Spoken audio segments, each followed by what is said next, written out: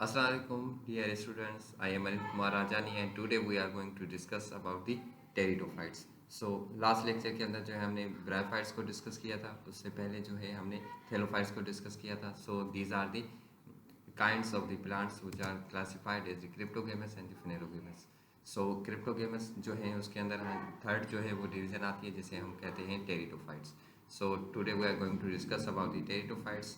सबसे पहले introduction. Pteridophytes के अंदर जो है दो वर्ड्स आते हैं. First one is the pteron and second one is the phyton. So pteron का मतलब होता है फीदर एंड फाइटोन का मतलब होता है प्लांट्स. सो इसका मतलब ये होता है कि they have feather like leaves. इनके जो लीव्स होते हैं वो लाइक अ फीदर होते हैं. They are more developed than bryophytes and less developed than angiosperms. ये जो है वो ब्रायोफाइट से क्या होते हैं, ज़्यादा डेवलप होते हैं, लेकिन वो एंजियोस्पर्म्स की तरह जो है वो ज़्यादा वेल डेवलप नहीं होते. It is between higher and lower plants.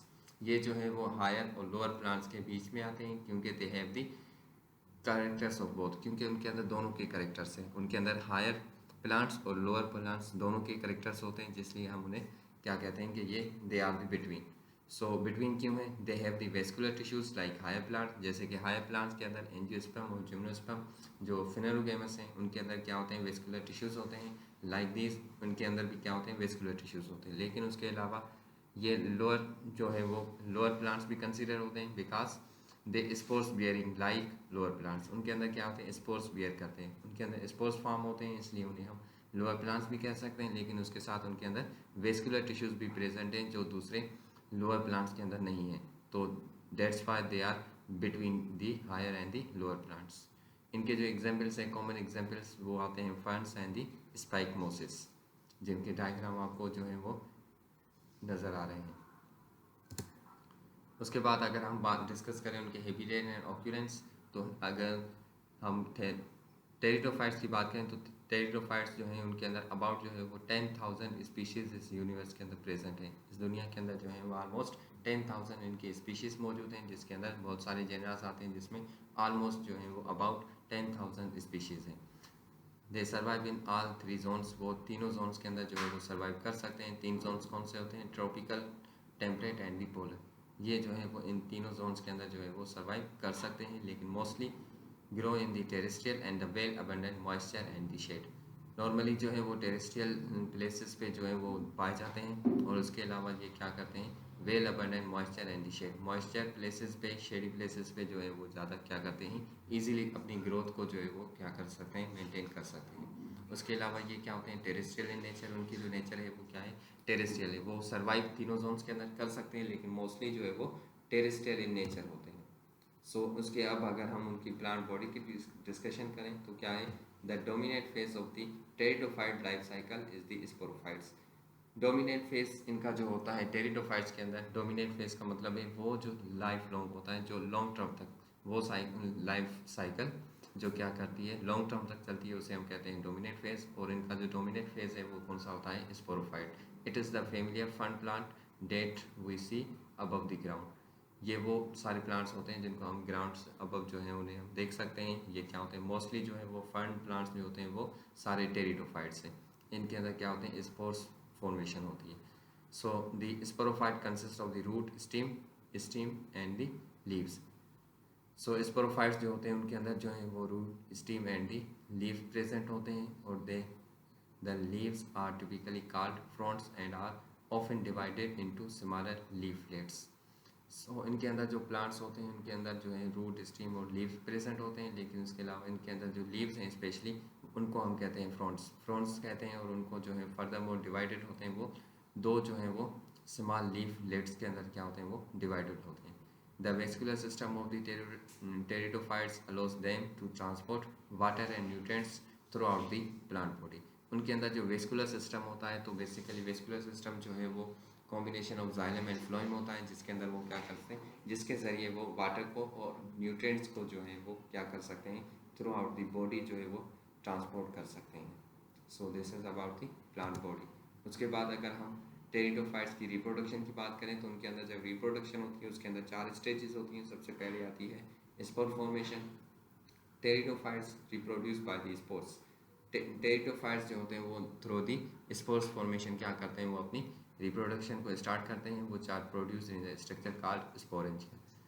Pteridophytes के अंदर एक क्या होती है स्पेशल स्ट्रक्चर होता है जिसे हम कहते हैं स्पोरेंजिया, जिसके अंदर वो क्या करते हैं अपने स्पोर्स को रिप्रोड्यूस करते हैं। स्पोर्स आर दी हेप्लॉइड, उसके अंदर जो स्पोर्स होते स्पोरेंजिया के अंदर जो स्पोर्स फॉर्म होते हैं वो हेप्लॉइड होते हैं, मतलब कि हाफ नंबर ऑफ क्रोमोसोम्स उनके अंदर प्रेजेंट होते हैं as compared to the parent sporophytes. Parent sporophytes के अंदर जितने भी स्पोर्स हैं फॉर एग्जाम्पल 10 हैं, तो जो डॉटर उनके अंदर जो स्पोर्स फॉर्म होंगे उनके अंदर जो है वो 5 जो है वो क्या होंगे स्पोर्स प्रेजेंट होंगे, तो इसलिए उन्हें हम क्या कहते हैं haploid. And they are released into the environment, वो क्या करते हैं जब स्पोरेंजिया से स्पोर्स प्रोड्यूस होते हैं तो वो अपने एनवायरनमेंट के अंदर उन्हें रिलीज कर देते हैं। सेकेंड स्टेज जो है उसे हम कहते हैं गेमेटोफाइट डेवलपमेंट।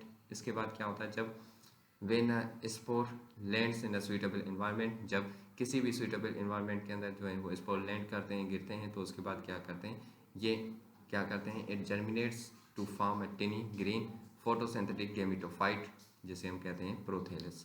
उसके बाद वो क्या करते हैं जब स्पोर्स जो है वो किसी लैंड सुइटेबल एनवायरनमेंट के अंदर गिरते हैं तो उसके बाद वो क्या करते हैं अपने अंदर से एक टिनी मतलब बहुत छोटा जो है वो क्या करते हैं ग्रीन कलर का फोटोसिंथेटिक गेमेटोफाइट जो है वो उसे प्रोड्यूस करते हैं फॉर्म करते हैं। तो वो जो फोटोसिंथेटिक गेमेटोफाइट होता है उसे हम कहते हैं प्रोथेलस।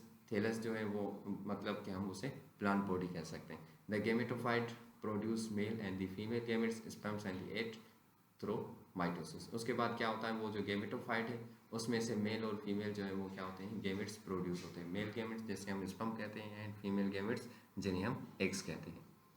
उसके बाद थर्ड स्टेज है जिसे हम कहते हैं फर्टिलाइजेशन।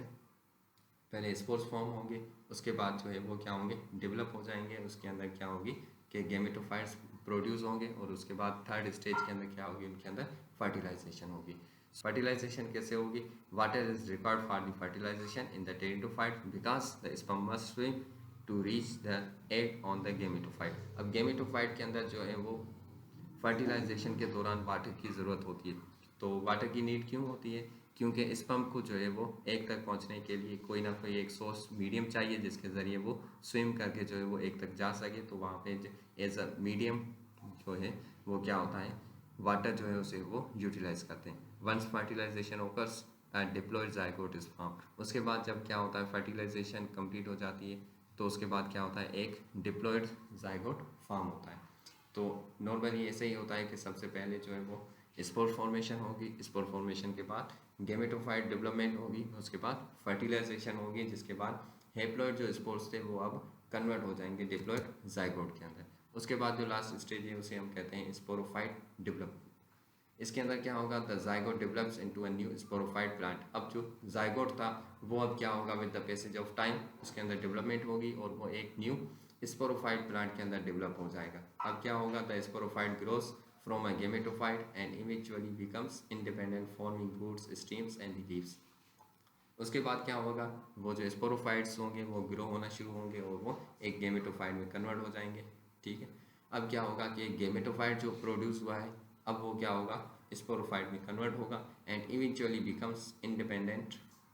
वो क्या हो जाएगा उसके बाद एक इंडिपेंडेंट जो है वो प्लांट में कन्वर्ट हो जाएगा जिसके अंदर completely root stems and the leave present होंगे। So this is about the reproduction. इनकी जो रिप्रोडक्शन है उसके अंदर 4 स्टेजेस होती हैं जो हमने डिस्कस की। So this is all about the pteridophytes. So thank you so much to listen to me carefully. If you have any question then feel free to ask in the comments. Thank you so much.